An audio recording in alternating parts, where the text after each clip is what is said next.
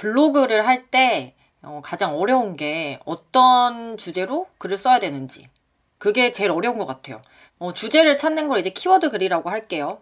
저도 이제 키워드 글을 쓴 지 벌써 이제 3년 정도가 됐는데요. 정말 매일인 것 같아요. 거의 매일 그 경제 블로그에 경제에 관련된 키워드를 찾아서 조회수를 높이는 글을 써왔는데 이게 정말 쉽진 않아요. 너무 힘들거든요. 오늘은 어떤 글을 써야 되지? 또 그리고 또 글을 쓰고 나면 또 내일은 어떤 글을 써야 될까? 정말 매일 고민의 연속이고요. 그래서 많은 분들이 아마 그러실 것 같아요. 오늘은 어떤 글을 써야 될까? 이게 굉장히 어려울 것 같은데 오늘은 제가 좀 팁이라고 해야 되나? 또 팁도 아닐 수 있어요. 팁도 아닐 수 있는데 그냥 제 경험, 제가 어떻게 이제 좀 주제를 뻗어나가서 그 블로그를 하고 있는지 그거를 좀 보여드릴게요. 일단은 저는 어떻게 처음에 글을 쓰냐면 건강 블로그인 경우에 이제 제가 예를 들어볼게요. 제가 어떻게 처음에 글을 쓰냐면 일단은 제 경험, 제가 뭐 어디 아팠거나 아니면은 남편이나 뭐 제 아이 경험 그리고는 혹은 이제 부모님 경험으로 좀 주제를 좀 찾아요.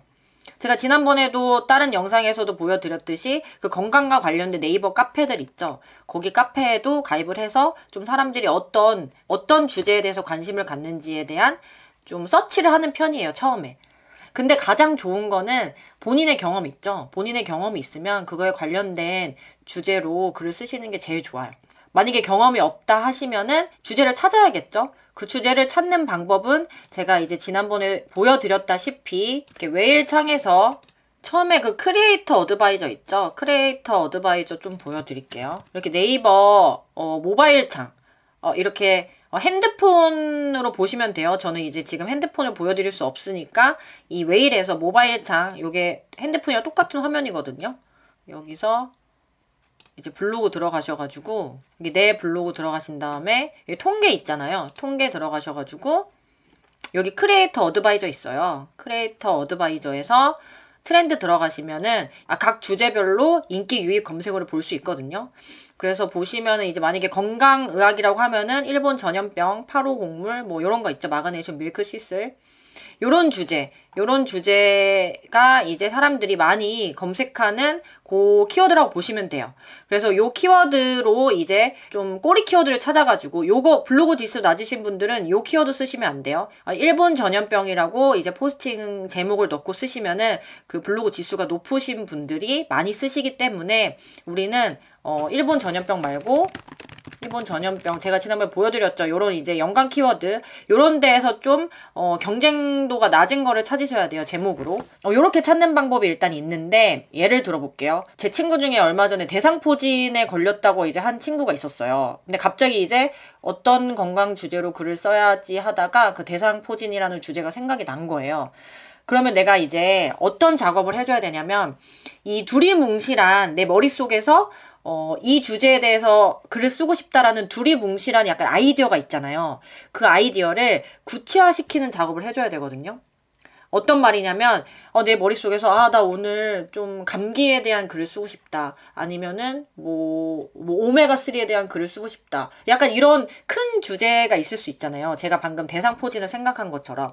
그러면은 그 두리뭉실한 주제를 가지고 사람들이 이거를 어떤 단어로 검색하는지 그거를 서치하는 그 단계가 필요해요. 그래서 제가 보여드릴게요. 만약에 내가 대상포진이라고 주제를 잡았어요. 대상포진이라고 주제를 잡았으면 일단 네이버에서 대상포진이라고 한번 검색을 해주는 거예요. 그럼 이렇게 이제 연관 검색어들이 뜨죠.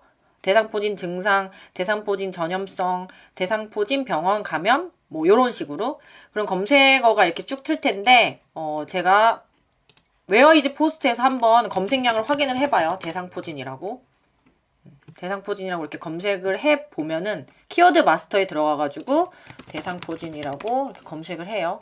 검색을 해보면 이렇게 연관 키워드들이 많이 뜨죠. 그리고 보시면 이제 검색량이 이제 한 달에 18만 7천 건을 검색한다는 거거든요. 그만큼 사람들이 검색을 많이 한다는 걸 이제 알 수 있어요. 이 대상포진이라는 단어에 있어서. 그러면은 나는 대상포진에 대한 글을 쓰고 싶은데 대상포진을 이제 포칭 제목에 넣고 쓰면은 검색량이 너무 이제 세가지고 내가 상위 페이지에 나올 수 없거든요, 거의. 그러니까 이게 만약에 내가 최적 지수다, 블로그 지수가 높다 하시면은 검색량이 높은 키워드를 잡아서 상위 노출할 수 있어요. 제가 말씀드리는 상위 노출이라 하면은 뭐 1등에서 5등, 뭐 적어도 10등 이내. 왜냐면 우리가 이렇게 대상포진이라고 검색을 이렇게 해보면은 대상포진이라고 검색을 해봤을 때 블로그 탭 기준으로 보면은 이렇게 1등, 2등, 3등, 4등, 5등 요렇게 있는 사람들, 이제 상위에 있는 사람들이죠. 이런 상위에 있는 사람들의 글을 클릭하지 막 저 아래에 있는 글은 클릭하지 않잖아요.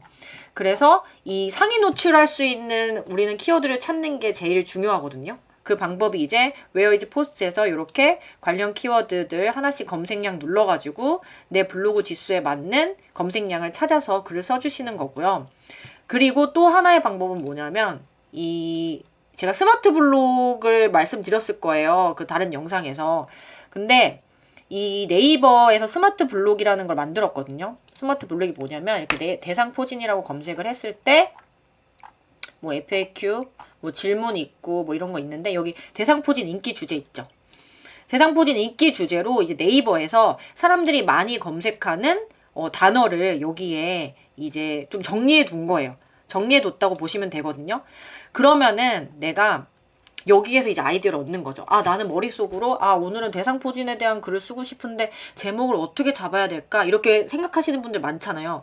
그러면 글을 쓸 때, 제목을 쓸 때 어떻게 써야 되냐면 지금 대상포진 인기 주제에서 대상포진 초기, 대상포진 증상, 뭐 손가락 대상포진 이거를 사람들이 많이 검색한다는 거예요.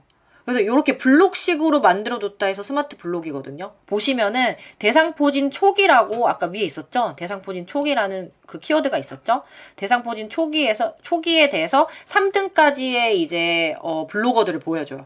2, 3, 1등, 2등, 3등이에요. 그 3등까지의 글을 3개 보여주고 대상포진 증상이라는 요 단어에서 또 3등까지 보여주고 그 다음에 이제 인플루언서 글 보여주고 그 다음에 이제 손가락 대상포진이라고 해서 이렇게 3등까지 보여주거든요.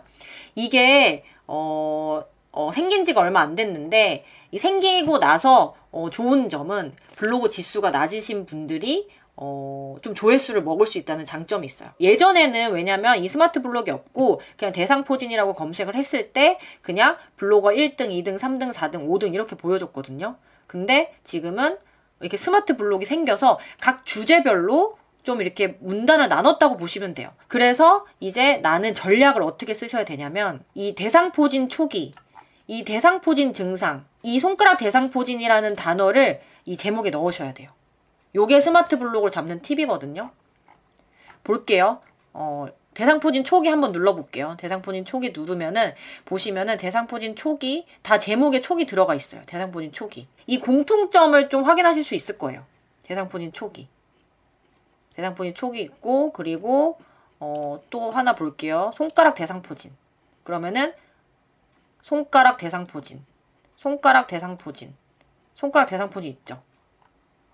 제가 Where is Post에서 연관 검색어를 잡아서 글을 쓰세요라고 말씀도 드렸지만 요즘은 스마트 블록이 조금 대세긴 하기 때문에 또 다른 방법으로는 이 스마트 블록에 있는 이 단어를 포스팅 제목을 쓰시는 거예요. 그래서 만약에 내가 대상포진 초기라는 단어에 대해서 뭔가 쓰고 싶다 하시면은 제목에 대상포진 초기 증상 어떨까? 뭐 이런 식으로 이렇게 제목을 잡으시는 거예요. 그러면은 이제 네이버 알고리즘이 대상포진 초기를 잡아서 스마트 블록에 갈 가능성이 있는 거죠. 근데 다만 요거는 내가 이 상위 페이지에 갈 수 있을지 없을지는 조금 더 전략적으로 하는 방법이 필요하긴 해요. 근데 아무튼 이 스마트 블록을 활용해야지 나의 그 머릿속에 있는 두리뭉실한 주제들을 구체화시키는 작업을 할 수 있는 거예요. 이해하셨을까요? 그리고 이제 제가 좀 알려드리자면은 이 대상포진 초기 증상 요 단어에 있어서 이 Where is Post에서 한번 검색을 해볼게요. 아마 여기 있을 수도 있긴 하거든요. 여기 연관 키워드로 대상포진 초기 이렇게 있죠. 대상포진 초기 하면은 검색량이 1950. 아까 대상포진으로 검색했을 때보다는 검색량이 좀 확실히 줄었잖아요. 그러면은 나는 요 정도는 한번 해볼 수 있지 않을까? 라고 조금 기대를 가져볼 수 있겠죠? 이런 식으로 좀 너무 큰 방대한 검색량을 조금씩 줄여나가서 주제를 찾으시는 전략을 좀 해주셔야 돼요. 그래서 이렇게 스마트 블록에 있는 걸 보시고 내가 좀 쓸 수 있는 주제가 있을까 하시면은 무조건 쓰셔야겠죠? 이렇게 스마트 블록 주제가 있으면. 그러면 또 만약에 또 다른 거 한번 예를 들어볼게요. 장염 예를 들어볼까요? 장염이면은 또 이제 뭐 나무 위키 나오고, 그리고 또 여기 보이죠? 장염 인기 주제. 이 장염 인기 주제를 네이버에서 이제 선택을 한 거예요. 사람들이 급성 장염을 많이 검색하는 거죠. 급성 장염, 뭐 장염 걸렸을 때 장염 없나요? 뭐 이런 거. 그러면은 보시면은 내가 여기서 장염, 웨어이즈 포스랑 좀 어떻게 다른지 한번 확인을 해볼게요. 그러면은 여기 보시면은 아마 없는 키워드가 스마트 블록에 있을 수도 있거든요.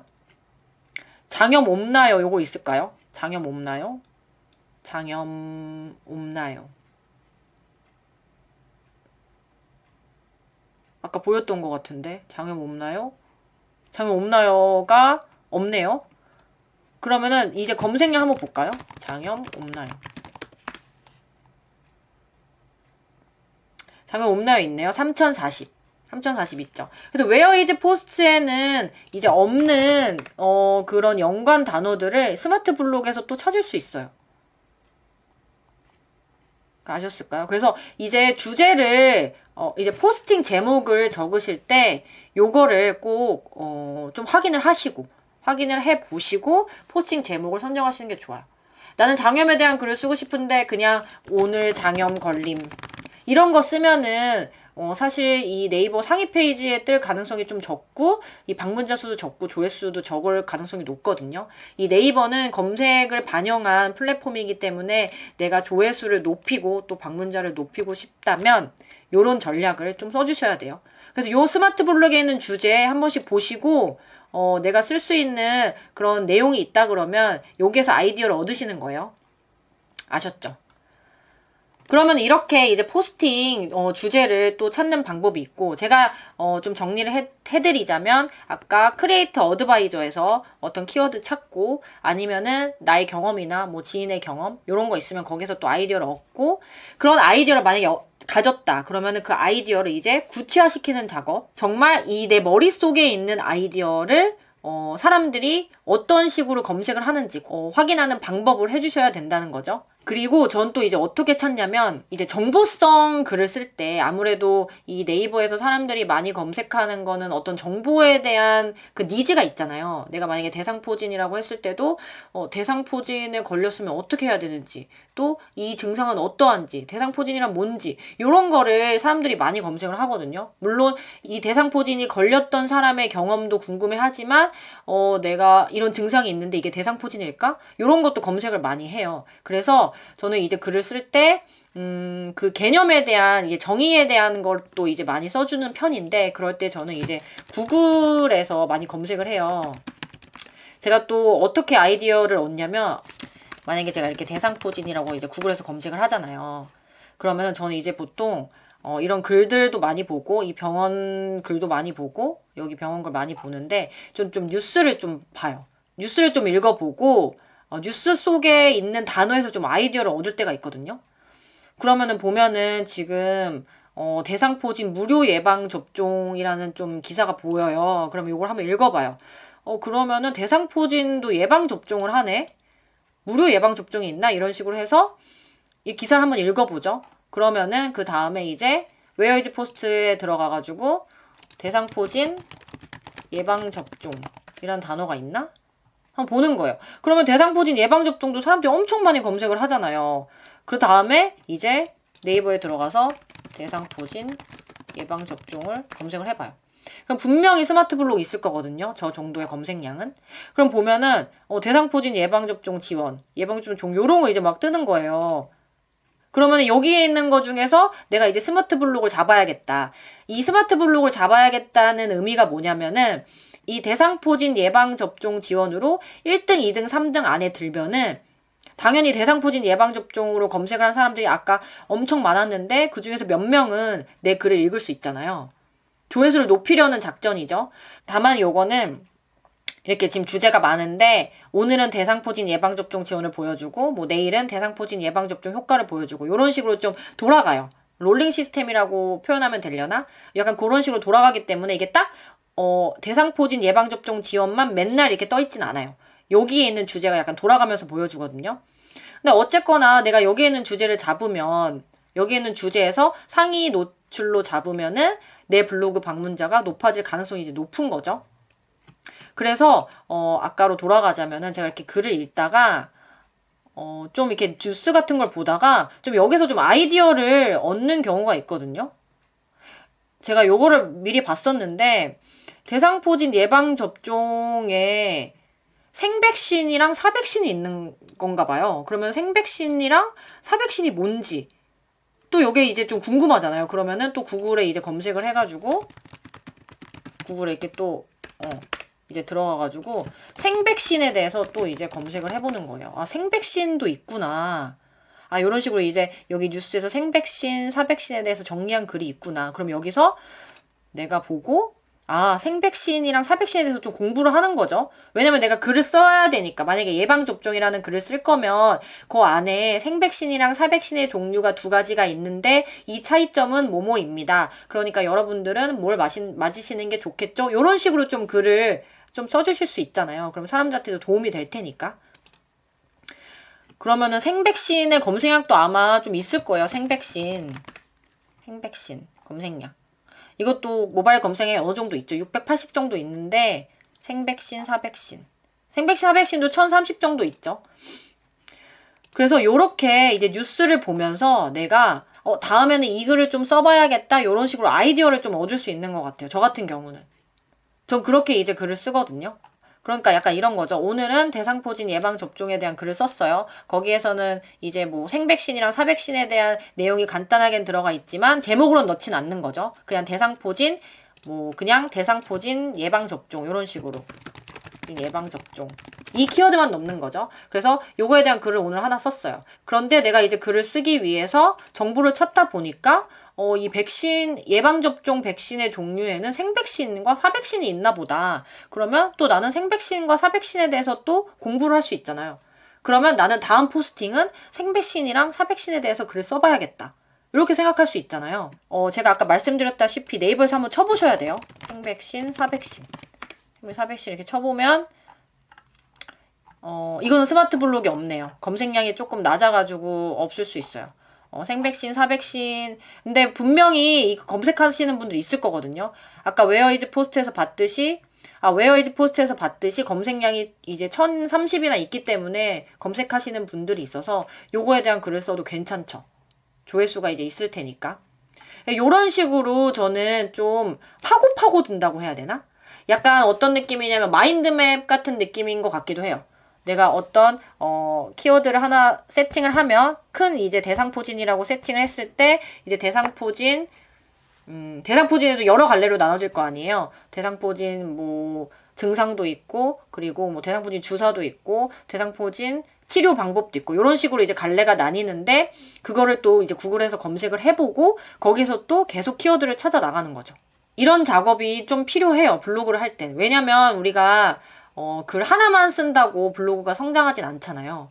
글을 좀 꾸준히 써줘야 되고 그 블로그 주제와 관련된 키워드들을 찾아서 글을 꾸준히 써줘야 되기 때문에 내가 어떤 주제로 글을 쓸지는 좀 많이 계속 생각을 해둬야 되는 것 같아요.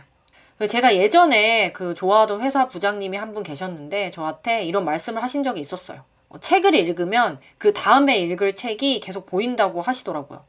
근데 저는 그때 그 말을 이해하지 못했거든요. 제가 처음에 어떤 책을 읽어야 될지 모르겠다고 말씀을 드렸더니 그냥 아무 책이나 읽으라는 거예요. 그냥 딱 끌리는 책 하나 읽으래요. 그러면 그 다음부터 계속 읽을 책이 보인다고 하더라고요. 그래서 그때는 이해하지 못했는데 제가 책을 읽고 나니까 그게 그때 그 부장님이 하신 말씀이 진짜 진리구나라는 걸 깨달았어요. 왜냐면 그 책을 읽으니까 그 안에 책을 쓴 저자가 참고했던 책들 있죠. 책 안에 저자가 참고한 다른 책들의 이름이 나오거든요. 그래서 저는 그거를 이제 또 기록을 해놨다가 이제 다음번에는 이 책을 읽어봐야겠지 라고 해서 그 책을 또 사요. 그런 다음에 또 그 책을 읽으면 그 책을 썼던 저자가 또 다른 책을 참고한 어떤 그 문구나 이런 게 나와요. 이게 이 책을 보니까 다른 책도 봐야 될 게 생기고 이게 계속 연결이 되는 거예요. 그러니까 이 블로그 키워드 찾기도 똑같은 것 같더라고요.